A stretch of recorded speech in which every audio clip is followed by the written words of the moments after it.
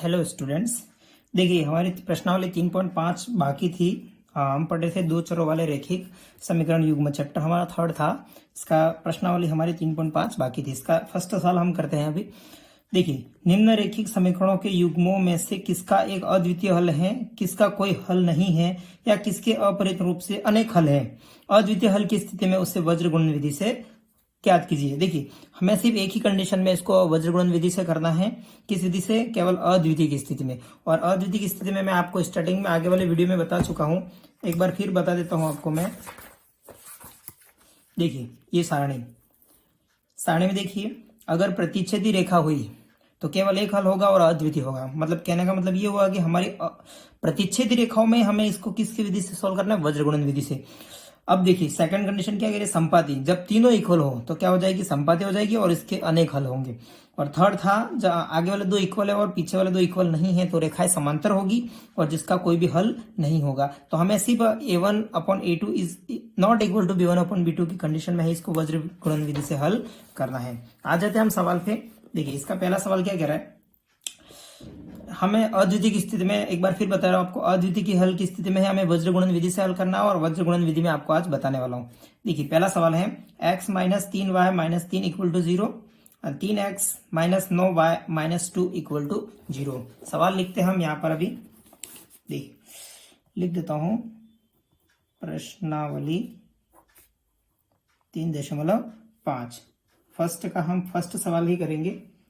x - 3y - 3 equal to 0 और आपका है 3x - 9y - 2 इक्वल टू 0। सबसे पहले हमें इसको चेक करना पड़ेगा कि ये रेखाएं कैसे आ रही है। तो सबसे पहले हम इसे चेक करते हैं। देखिए, a1/a2 b1/b2 हम ये निकालते हैं। देखो, जो x के साथ रहता है वो a1 होता है, y के साथ वो b1 होता है और अचर राशि आपको पता है c1 लास्ट। ऐसा कैसा? सेकंड इक्वेशन में भी वही होगा, x के साथ होगा वो a1 होगा, ये b1 है और ये मेरा ये c1 है। तो सबसे पहले मैं इसको चेक करता हूँ। देखिए, a1 यहाँ कुछ नहीं तो 1 है, तो ये 1/3 हो गया, ठीक है ना, इक्वल ये -3/-9, ठीक है, ये -3/-2, माइनस से माइनस कट गया, ये माइनस से भी माइनस कट गया। देखिए, यहाँ पर क्या है? 1/3, ठीक है ना, यहाँ पर भी 1/3 और यहाँ पर आया 3/2, ठीक है ना। अब देखिए, इससे कंपेयर करते हैं। a1/a2 is equal to b1/b2 is equal to c1/c2। देखिए, जब आपकी ये कंडीशन आएगी तो रेखाएं कैसी होगी? प्रतिच्छेदी। कैसी होगी? प्रतिच्छेदी रेखा हो जाएगी प्रतिच्छेदी। अब इसी कंडीशन में हमें किस से सॉल्व करना है? वज्र गुणन विधि से। किससे? वज्र गुणन से, ठीक है। इस कंडीशन में वज्र गुणन विधि से सॉल्व करना है। ये हमारी प्रतिच्छेदी, लेकिन हमारी ये कैसी आ रही है? देखो, a1/a2 is equal to b1/b2 is equal to c1/c2। देखिए, आगे वाले दो इक्वल है और ये पीछे वाले इक्वल नहीं है, तो हमारी ये रेखाएं कैसी होगी? समांतर हो गई। कौन सी हो गई? समांतर रेखाएं। और समांतर रेखाओं के लिए हमें कुछ भी कहा नहीं है, हमें किसी भी विधि से सॉल्व करिए। तो हमारा आंसर, फाइनल आंसर यही हो जाएगा, ये रेखाएं समांतर हैं, इसका कोई भी हल नहीं है। तो हमारा यही लास्ट आपका क्या हो गया? आंसर हो गया। देखिए, ऐसे सॉल्व करना था। सबसे पहले a1/a2 b1/b2 c1/c2 निकाल दिया और हमें सिर्फ एक ही कंडीशन में कहा था, इसी कंडीशन में, कि प्रतिच्छेदी रेखाएं होगी तो ही आपको कहाँ सॉल्व वज्र गुणन विधि से सॉल्व करना है। तो हमारी रेखाएं तो आ नहीं रही थी। a1/a2 is equal to b1/b2 is not equal to c1/c2, तो हमारा ये इक्वल आ नहीं रहा था, जिसको हम आगे सॉल्व करना नहीं है। इसका सेकंड पार्ट करते हैं। देखिए, सेकंड पार्ट क्या कह रहा है? 2x + y = 5 और 3x + 2y = 8। तो इसको भी हम चेक करते हैं सबसे पहले, ठीक है। 2x + y = 5 और ये है 3x + 2y = 8। सबसे पहले इसको मैं पक्षांतरण करता हूं। देखिए, 2x + y - 5 = 0 और ये हो गया 3x + 2y - 8 = 0। सबसे पहले हमने इसको क्या किया? पक्षांतरण किया। अब हम इसको आगे सोल्व करते हैं। कैसे देखिए, सबसे पहले a1 अपॉन a2 कितना है 2/3, ठीक है। ये आ गया b1 अपॉन b2 कितना है 1/2, और ये है c1 अपॉन c2 कितना है -5/-8। अब लिखते हैं इसको हम a1 upon a2 is equal to b1 upon b2 is equal to c1 upon c2, ठीक है। सबसे पहले देखिए 2/3 इसका मान आ रहा है, और इसका मान कितना आ रहा है 1/2, और इसका मान कितना आ रहा है -5/-8, ठीक है। ये दोनों इक्वल नहीं दिख रहे आपको, देखिए 2/3 और 1/2 है, ये नॉट इक्वल टू होगा, नॉट इक्वल टू हो गया, रेखा कैसी आ गई मेरी प्रतिच्छेदी, कैसी आ गई प्रतिच्छेदी, और कैसा हो गया अद्वितीय हल हो गया, अद्वितीय की स्थिति आ गई, और अद्वितीय स्थिति आ गई हमें किस विधि से सॉल्व करना है वज्र गुणन से। तो हम इसको अब किस विधि से सॉल्व करेंगे वज्र गुणन विधि से सॉल्व करेंगे। तो मैं हम इससे स्टार्ट करते हैं वज्र गुणन विधि से। देखिएगा सबसे पहले मैं सवाल वापस लिख रहा हूं, 2x plus y minus 5 is equal to 0, हो गया 3x plus 2y is equal to -8 दे दे सीधा, -8 बराबर 0। ये आपकी दो समीकरण है, ठीक है ना।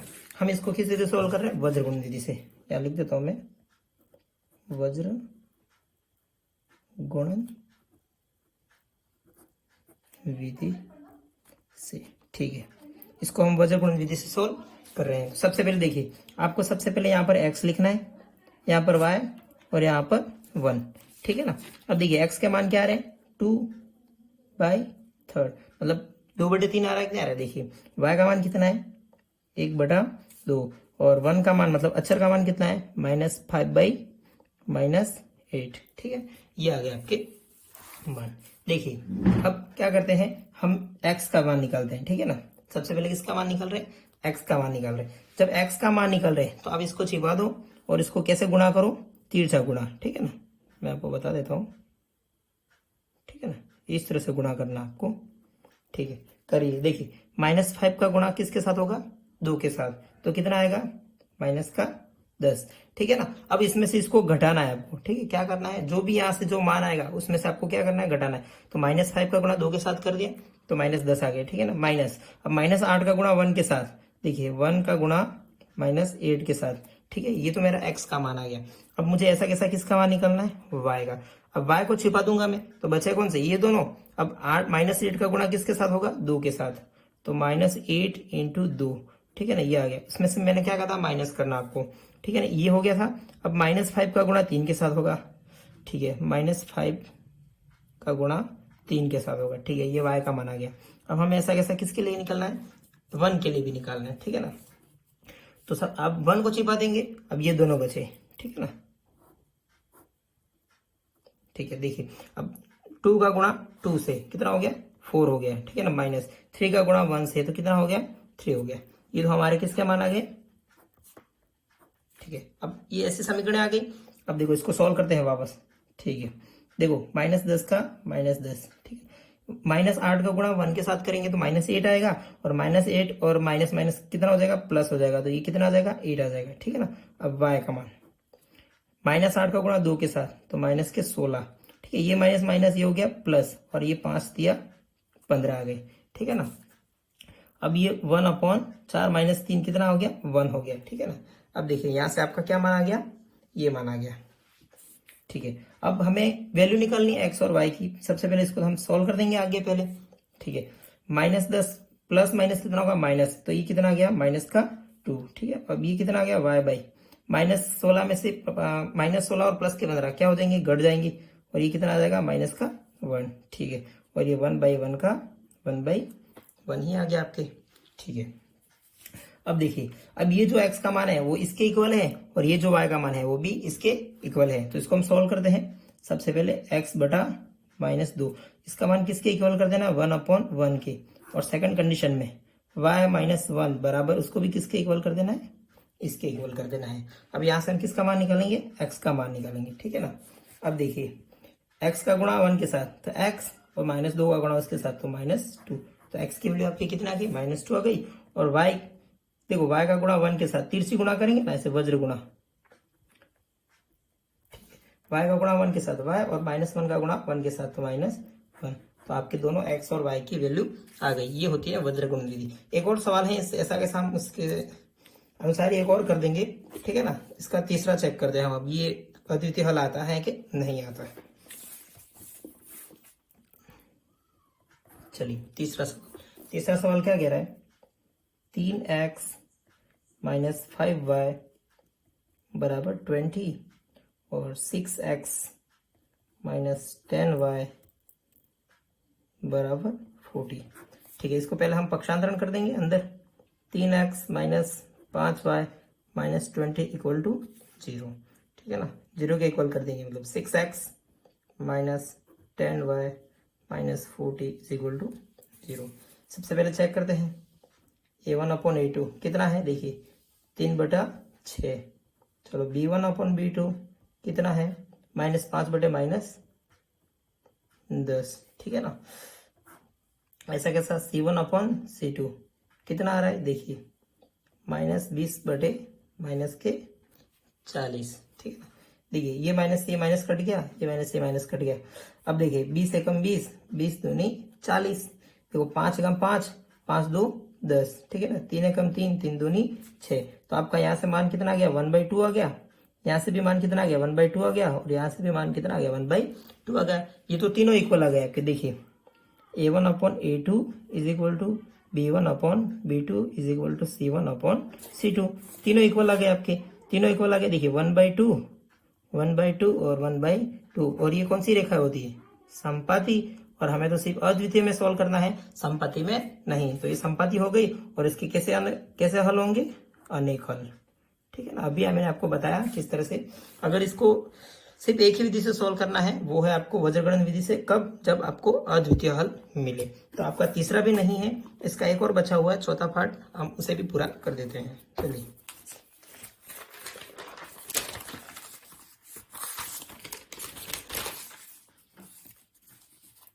इसका फोर्थ, ठीक है। देखिए x minus 3y minus 7 is equal to 0 हो गया। 3x minus 3y minus 15 is equal to 0। देखिए ऑलरेडी ये जमा हुआ है, तो हम पहले सबसे पहले इसको चेक करते हैं। रेखा है a1/a2 कितना आ रहा है, 1/3, ठीक है। b1/b2 कितना आ रहा है, देखो -3 ये माइनस से माइनस कट गया और ये 1 आ गया। देखो हमें स्टार्टिंग में ही पता पड़ गया इक्वल नहीं है। देखो 1/3 इज नॉट इक्वल टू 1। तो ये रेखा मेरी कैसी आ गई, प्रतिच्छेदी। कैसी आ गई, प्रतिच्छेदी। और प्रतिच्छेदी में हमें इसको सॉल्व करना है अद्वितीय की स्थिति में, अद्वितीय हल की स्थिति में, ठीक है ना। अद्वितीय का मतलब होता है केवल एक हल।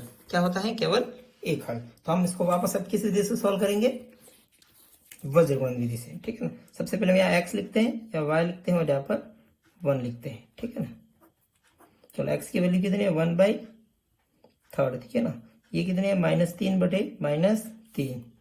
और यहाँ कितने है, -7/-15। सबसे हम पहले किसकी वैल्यू निकालते हैं, x की वैल्यू निकालते हैं। तो x को हमें छिपाना है और इसका कैसा करना है, ऐसे गुणा करना है, ठीक है ना। अब देखिए -15 का गुणा -3 के साथ, तो -15 का गुणा -3 के साथ, ठीक है ना। फिर माइनस करना है, ठीक है। अब -7 का गुणा -3 के साथ, तो -7 इंटू -3। चलो ये तो मेरा x का है। ऐसा कैसा, हमें y के लिए निकालना है, तो हम इसको छुपाएंगे। तो इस -15 का गुणा किसके साथ करेंगे, 1 के साथ। तो -15 इंटू 1, उसमें से क्या करेंगे, माइनस करेंगे। अब -7 का गुणा किसके साथ करेंगे, 3 के साथ करेंगे, ठीक है ना। तो ये -7 का गुणा 3 के साथ करेंगे। ये तो आ गया हमारा y का। अभी हमें किसका निकालना है, 1 का और निकालना है। चलिए 1 का, अब इसको छिपाएंगे हम, तो इन दोनों का गुणा करेंगे, ठीक है, ऐसे, ठीक है ना। -3 का गुणा किसके साथ करेंगे, 1 के साथ। तो -3 इंटू 1, उसमें से क्या करेंगे, माइनस करेंगे। 3 का गुणा किसके साथ करेंगे, -3 के साथ। ये आ गया हमारा मान। अभी हम इसको क्या करेंगे, आगे और सॉल्व करेंगे, ठीक है। x/-15 और -3 कितना हो गया, 45, ठीक है। प्लस का, क्योंकि माइनस माइनस क्या हो जाएगा, प्लस हो जाएगा। फिर देखिए ये माइनस और ये माइनस कितना हो जाएगा, प्लस हो जाएगा और 21 हो जाएंगे। प्लस के 21 आ जाएंगे और प्लस माइनस माइनस हो जाएगा वापस, तो कितना आ जाएंगे, -21। अब देखिए हमें किसका मान निकालना, y का। ये कितने हो गए माइनस के 15, ठीक है। अब देखो ये माइनस के 21 आएंगे और ये माइनस माइनस प्लस हो जाएगा, तो अब क्या जाएगा प्लस के 21, ठीक है ना। अब देखिए 1 का रह गया ना, चलो 1 का रह गया, -3 का गुणा 1 के साथ -3 और ये माइनस माइनस प्लस हो गया, तो ये कितना आ गया 3 तिया 9। हम इसको आगे क्या करेंगे, अब फिर से सॉल्व करेंगे, ठीक है। चलिए करते हैं। x बटे 45 में से 21 जाते हैं, कितने बचते हैं, देखो 5 में से 1 गया 4 और 4 में से 2 गया 2, 24 आ गए, ठीक है ना, वो भी प्लस के। चलो अब ऐसा कैसा, y के लिए ये प्लस और ये माइनस के क्या हो जाएगा, घट जाएगी संख्याएं। अब प्लस माइनस क्या होता है, माइनस होता है, और 21 में से 15 गए तो आपके कितने बचते हैं, 6 बचते हैं, कितने बचते हैं 6, वो भी प्लस के, ठीक है। चलिए चलो इक्वल टू नहीं है 1। अब देखो ये प्लस का 9 और ये माइनस का 9, तो कितने बचेंगे 6 बचेंगे, ठीक है। अब मैंने कहा था इस x बटे 24 किसके इक्वल है, 1/6 के। ऐसा कैसा, ये y/6 किसके इक्वल है, 1/6 के, ठीक है। देखिए अब इसका x का मान निकालते हैं, तो ये हो गया 6x, ठीक है ना, 6x बराबर 24, तो x बराबर कितना आ गया 24/6, तो x बराबर कितना आ गया 4, तो आपके x की वैल्यू कितनी आ गई 4। सेम ऐसा ही, ठीक है। ये कितना हो गया 6y बराबर 6, तो y बराबर कितना हो गया 1, ठीक है ना। तो ये आपके x की वैल्यू और ये y की वैल्यू, और ये हमारा क्या है फाइनल आंसर। तो आपके ये फर्स्ट सवाल था, सेकंड पार्ट हम नेक्स्ट वीडियो में करेंगे। अभी के लिए इतना ही, चलिए बाय।